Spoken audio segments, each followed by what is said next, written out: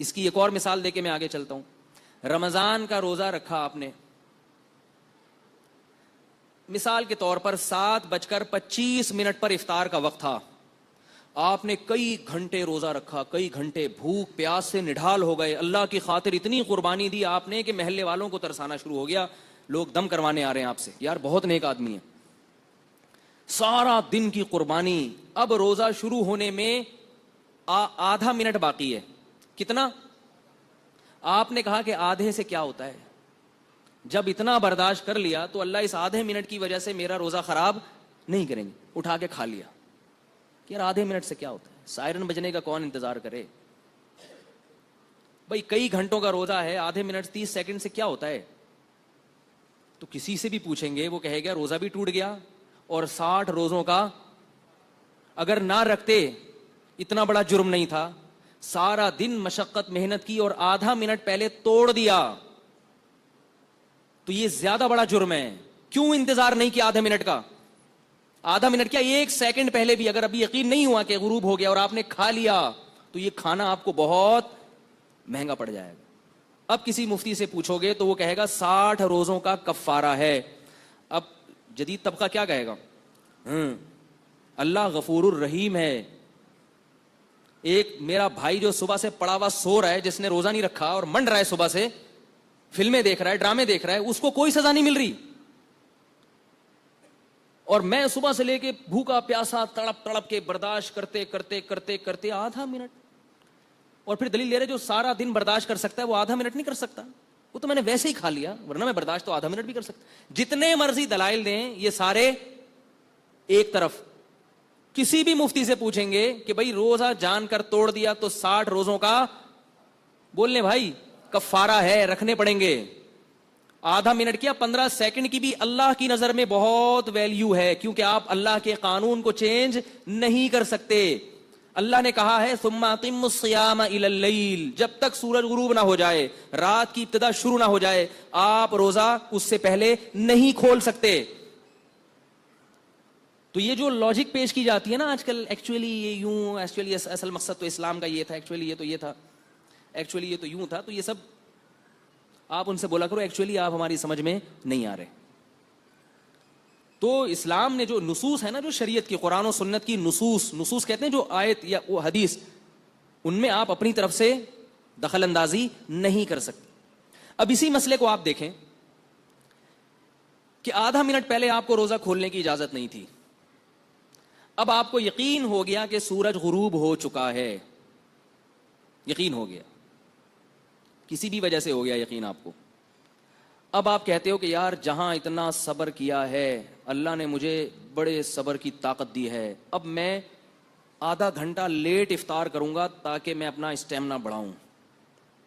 نہیں یاری بات, جہاں اتنا برداشت کیا اب آدھا گھنٹہ, ساری دنیا تو اب افطار کر رہی, میں ذرا فنٹر بننے کی کوشش کروں گا, آدھا گھنٹہ لیٹ کھاؤں گا تاکہ غریبی کا اور اوور ٹائم کا ثواب بھی کماؤں. بھائی جاب کرتے ہیں تو اوور ٹائم کے بغیر آج کل لوگ کہتے ہیں گزارا نہیں ہے. تو اے اللہ میں اتنا گنہگار ہوں, پورے سال میں نے اتنی بدماشیاں کی ہیں کہ عام پبلک رکھے گی 13-14 گھنٹے کا روزہ اور میں 14.5 گھنٹے کا رکھوں گا. کیا کریں یار, کیسے سمجھائیں قاری صاحب؟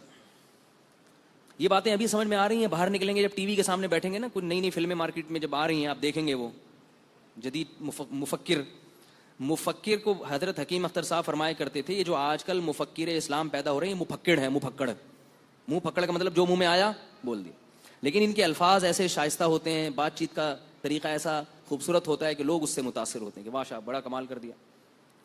لوگ مجھے یہ بھی کہتے ہیں کہ آپ کیوں نہیں بیٹھتے ان کے سامنے, ہمیں کوئی بیٹھنے نہیں دیتا ان کے سامنے. یاد رکھو یہ بڑے ہوشیار ہوتے ہیں, یہ سلیکشن ایسے مولوی کی کرتے ہیں جس کے بارے میں ان کو پتا ہوتا ہے کہ یہ کچھ بھی نہیں, یہ کچھ بول نہیں سکتا بیچارہ. جب کسی پڑھے لکھے کو, میں پڑھا لکھا نہیں ہوں, میں تو بڑا جاہل آدمی ہوں, اللہ مجھے پڑھا لکھا بنا دے, لیکن ان کے خیال کے مطابق اگر کوئی پڑھا لکھا ہوتا ہے تو یہ اس سے بات کرنے کے لیے تیار نہیں ہوتے. اور یہ بات پبلک کے سامنے نہیں آتی ہے, تبھی میڈیا پہ جہاں بھی دیکھو مولوی مار کھا رہے ہیں بیچارے, اللہ ماشاء اللہ چند ایک کے علاوہ. وہ اس لیے نہیں کہ علماء کے پاس علم نہیں ہے, وہ اس لیے کہ بٹھایا ایسے لوگوں کو جاتا ہے جن کے بارے میں پتا ہوتا ہے کہ یہ کچھ نہیں بول سکتے. تو اب دیکھو آدھا گھنٹہ اگر لیٹ افطار کیا تو ثواب ملے گا؟ علماء کہتے ہیں روزہ مکروہ ہو جائے گا, گناہ ملے گا. اس لیے کہ اللہ کے نبی نے حکم دیا ہے کہ روزہ جلدی افطار کرو. ابھی ایک کلپ آیا مارکیٹ میں, بڑا چل رہا ہے واٹس ایپ پہ. ایک صاحب نے کلپ بنایا کہ تم لوگ روزے میں اتنا کھاتے ہو, 2 دریا پہ کھانے کے لیے جاتے ہو, شرم کرو, اس سے مہنگائی بڑھتی ہے, اور یہ سموسے بھی کھاتے ہو, رول بھی کھاتے ہو.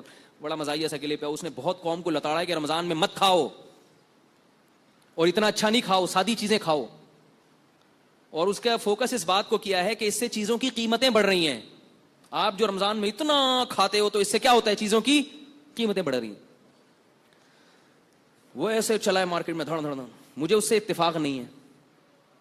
اگر کوئی رمضان میں رات کو زیادہ اچھا کھا لے کہ بھئی دن میں اتنا مجاہدہ کیا ہے, تو اب رات میں بھی دال چاول کھا رہا ہے, وہ اس کو پتہ ہے اگلے دن کا روزہ مشکل ہو جائے گا, گھر میں بھی بچے ہڑتال کر کے بیٹھ جائیں گے.